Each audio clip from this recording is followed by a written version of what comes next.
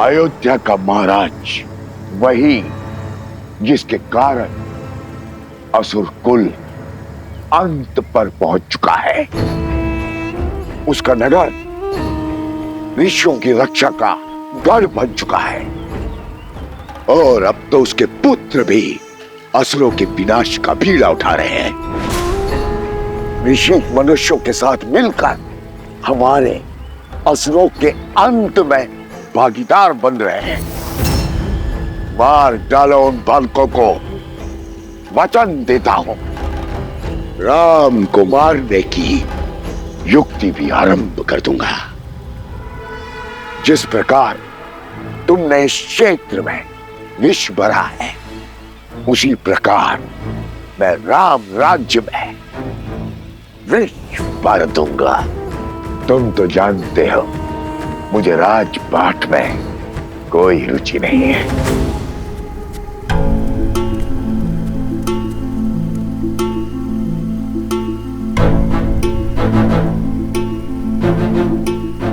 भगवान वाल्मीकि ने हमें यहाँ अकारण नहीं भेजा है। मैं यहाँ अपने मन की शांति खोजने आई थी, किंतु मिली यहाँ के गांव वालों के कष्टों की अशांति। मैं ये तप अपने लिए नहीं, गांव वालों के उत्थान के लिए करूंगी और आशा करती हूँ कि मेरा ये तप मकरासुर और उसके असुर के अंत का मार्ग प्रशस्त करे, फाल्गु नदी को उसकी पवित्रता और शुद्धता लौटाएगी। परंतु देवी, असुर आपको रोकने के लिए वार अवश्य करेंगे। हाँ वन देवी, हमें ऋषि असुरी के समीप ही रहना चाहिए। वो असुर ऋषि की सहायता के लिए आए हैं। जब ऋषि ही नहीं बचेगा तो किसकी सहायता करेंगे? और किसी में इतना तपोबल नहीं जो मुझे मार सके। एक बार असुरी मार्ग से हटा, फिर मैं स्वतंत्र हूं। किंतु मेरी सेना को थल पर तुम्हारी आवश्यकता होगी। मेरे रक्त की बूंदें अपने कार्य में लग चुकी है मकरासुर। तुम्हारी सेना के पास मेरी माया का बल है। अब वो धरा पर अपना आतंक फैला सकते हैं।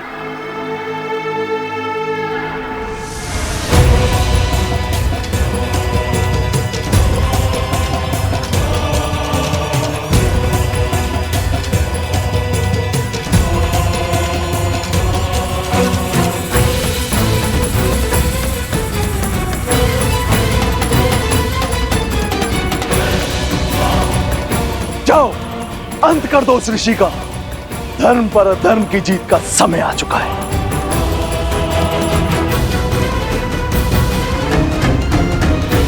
तुम्हें क्या लगता है राम, तुम इतनी सरलता से मुझे मार पाओगे?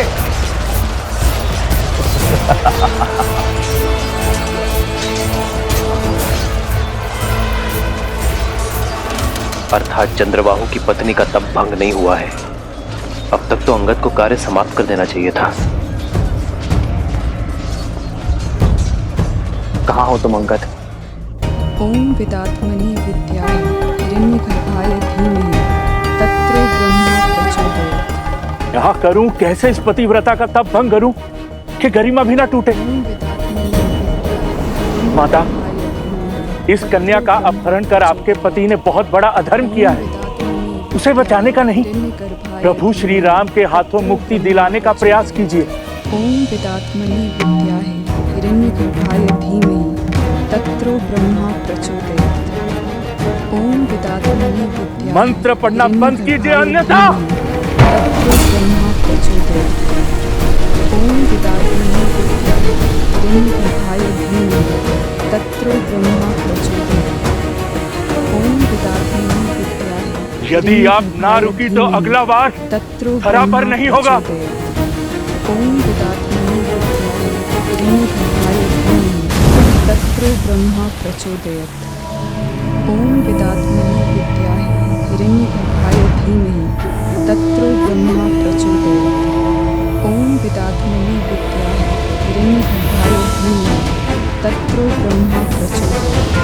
ॐ विदात्मनि विद्याय हिरण्यगर्भाय धीमहि तत्रो ब्रह्मा प्रचोदयात् ॐ विदात्मनि विद्याय हिरण्यगर्भाय धीमहि तत्रो ब्रह्मा प्रचोदयात् ॐ विदात्मनि विद्याय हिरण्यगर्भाय धीमहि तत्रो ब्रह्मा प्रचोदयात् ॐ विदात्मनि विद्याय हिरण्यगर्भाय धीमहि तत्रो ब्रह्मा प्रचोदयात् ॐ विदात्मनि विद्याय हिरण्यगर्भाय धीमहि। माता के लिए पुत्रों के संरक्षण से बड़ा कोई सुरक्षा कवच हो ही नहीं सकता।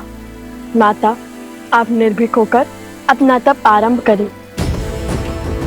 माता, हम आपकी रक्षा करने के लिए सज हैं। जब तक आपका तप पूरा नहीं हो जाता, हम बनेंगे आपकी ढाल। और मेरे तप का अंत होते ही मुझे उस वन्य वृषभ की पूरी कथा सुननी है।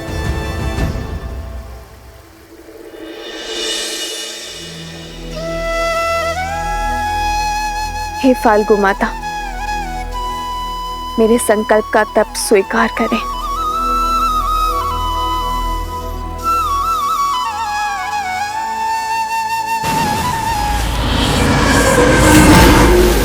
वो देखो, मकरासुर की सेना आ गई है।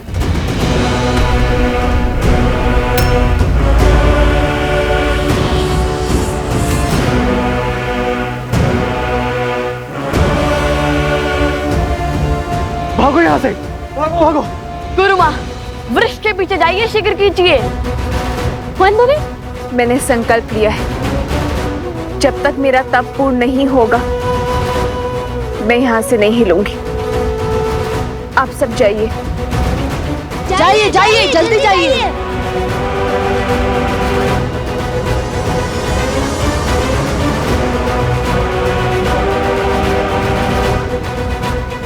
अब क्या करें भैया? वही जो धर्म कहता है। कुश, तुम यही माता के पास रुको, मैं इनकी रक्षा करता हूँ। ला, सबकी सुरक्षा करना। जी माता।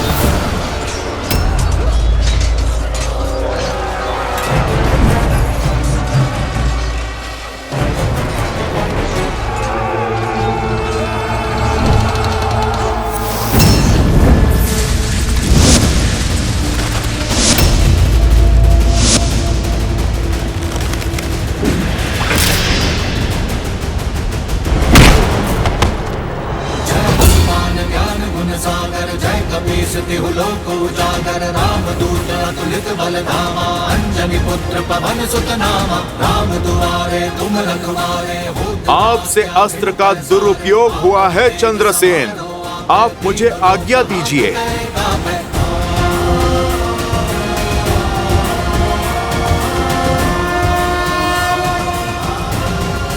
जय श्री राम।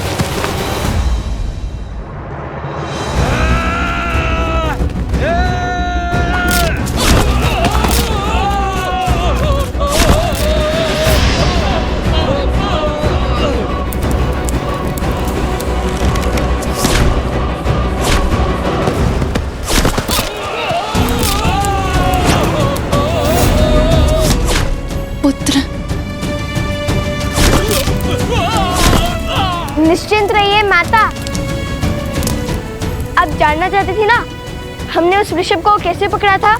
अब मैं बोलकर नहीं, कर दिखाऊंगा।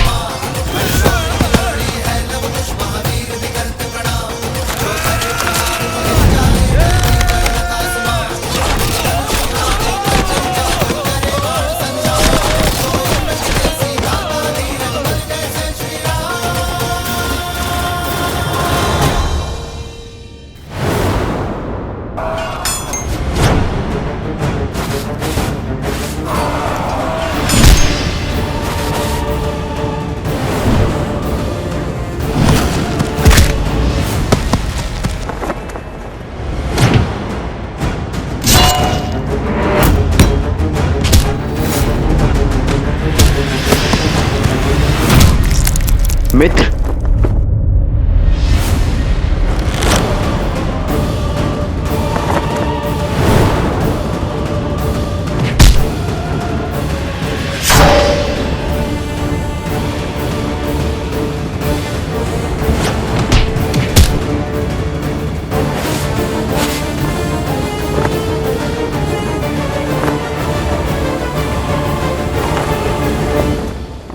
कुश, ऋषिवर की रक्षा करो, मैं सुरक्षित हूँ। किंतु माता, भैया का आज्ञा था कि। भैया की आज्ञा नहीं, अपनी माता के आदेश का पालन करो। ऋषिवर की रक्षा करो और अपने मित्रों को बचाओ।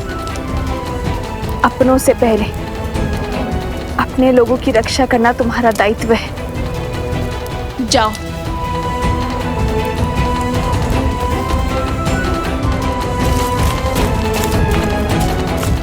श्री राम, मेरे पुत्रों की रक्षा करना।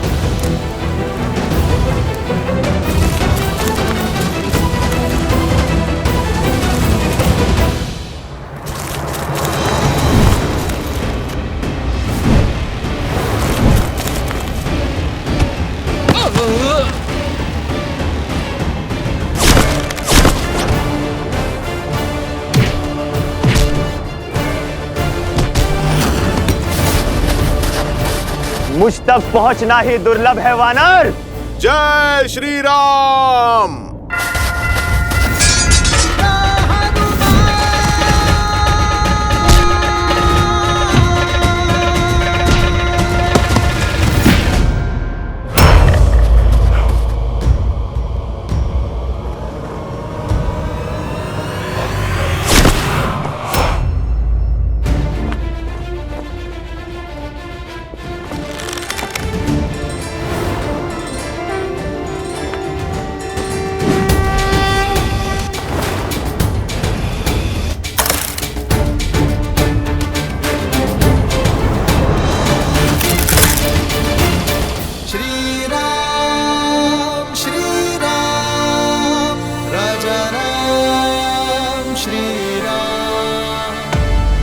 श्री राम ने तुम्हें मृत्यु नहीं दी। जानते हो क्यों? क्योंकि तुम्हारा अंत मेरे हाथों होगा।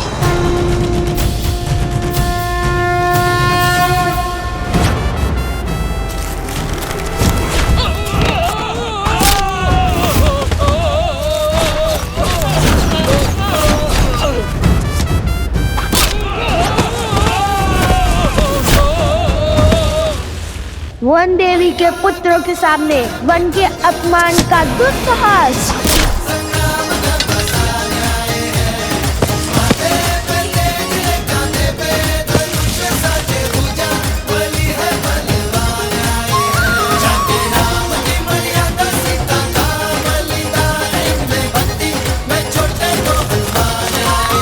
भागो, अपनी प्राण बचाओ, भागो, अपनी प्राण बचाओ।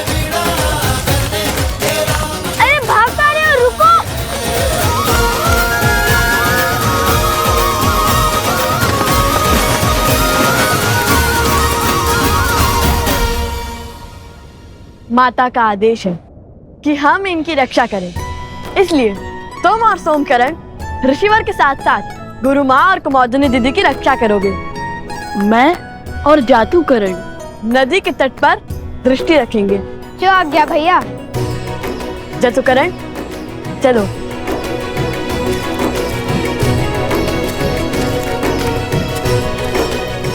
अगर शांडिल्य होता तो कितना अच्छा होता।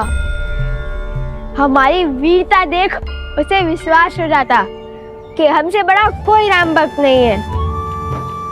देखा ना आपने कितना सटीक लक्ष्य भेजा मैंने।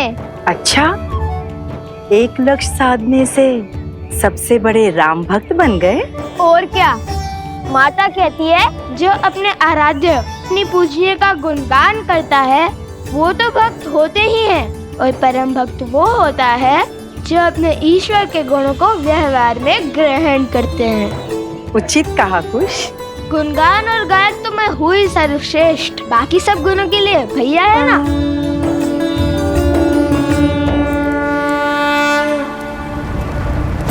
माता अभी भी तप कर रही है और जल अभी भी अशुद्ध है, अर्थात मकरासुर अभी भी भीतर है, ठीक मकर ध्वज की भांति। मकर ध्वज? हाँ, मकर ध्वज। सुनाऊं इसकी कथा? हाँ, सागर का रक्षक मकर ध्वज, आधा वानर आधा मकर, जिसे केवल श्री राम के भक्त हनुमान हरा सकते थे। और कहानी का विचित्र मोड़ जानते हो? वह साक्षात हनुमान जी के पुत्र थे। किसके पुत्र हो तुम? आप मेरे पिता हैं। उनके श्वेत एक मगरमच्छी ने खा लिया था, ऐसे उत्पन्न हुआ मकर ध्वज। वैसे भी मैं और लव भैया कौन सा हनुमान जी से कम है? हम भी तो राम जी के परम भक्त हैं। और वैसे हो सकता है कि ये मकरासुर मेरा या लव भैया का पुत्र हो।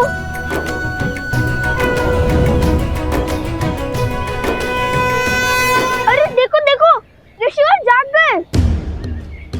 प्रणाम ऋषि असुरी, क्या आपकी तपस्या पूर्ण हो गई? अरे कहाँ जा रहे हैं? क्या आप मुझसे क्रोधित है? कुछ तो कहिए। कुश, ऋषिवर कह रहे हैं हम यहीं रुकें, वो दूर बैठकर अपना तप पूर्ण करना चाहते हैं। नहीं नहीं नहीं नहीं, हम भी उनके साथ वहाँ चलते हैं। संकेत की भाषा भली भांति समझता हूँ मैं, है ना सोमकरण? आप महर्षि हैं, सब जानते हैं, और मैं आपका रक्षक, इसलिए तो मुझे आपके साथ चलना ही होगा, है ना ऋषिवर?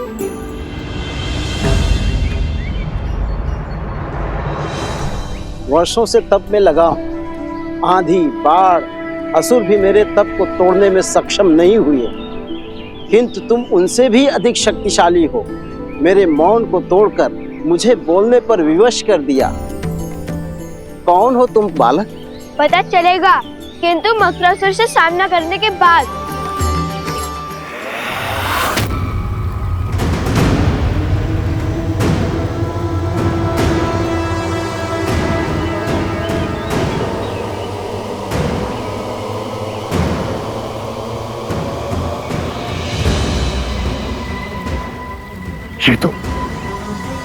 ये तो मानव का रक्त नहीं है। जानता हूं मैं, ये मेरे राक्षसों का लहू है। ये सब उन्हीं का किया धरा है, राम के पुत्रों का। मैंने कहा था उन्हें पकड़ना सरल नहीं है, बड़े पराक्रमी है दोनों।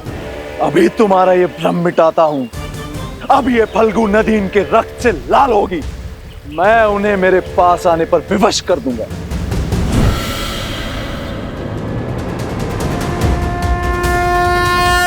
सिया राम।